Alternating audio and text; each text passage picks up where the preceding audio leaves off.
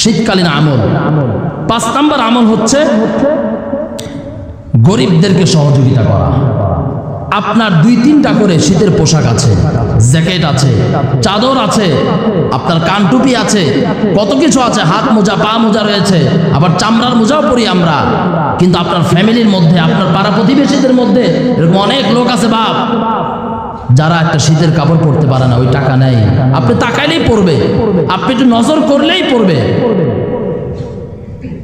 এদেরকে সহযোগিতা করা।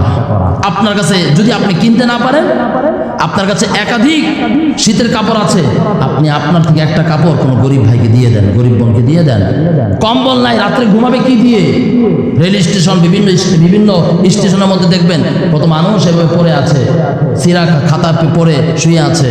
বা আপনার, ওটা তো অনেক দূরের কথা, আপনার ফ্যামিলি, আপনার পাড়া প্রতিবেশী, একটু খেয়াল করেন, অনেক লোক পাবেন এরকম।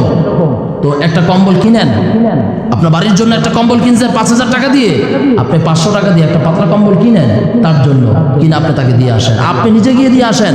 আল্লাহ দেখতেছেন, যে বান্দা নিজের কদম হেঁটে গরিবের কাছে যায়, আল্লাহ তাআলা তাকে ফেরেশতাদের মাধ্যমে হাঁটায় জান্নাতে নিয়ে যাবেন। পারবো না ইনশাআল্লাহ তাআলা, গরিবদেরকে সহযোগিতা করবো, শীতকালে গরিবদেরকে সহযোগিতা করি।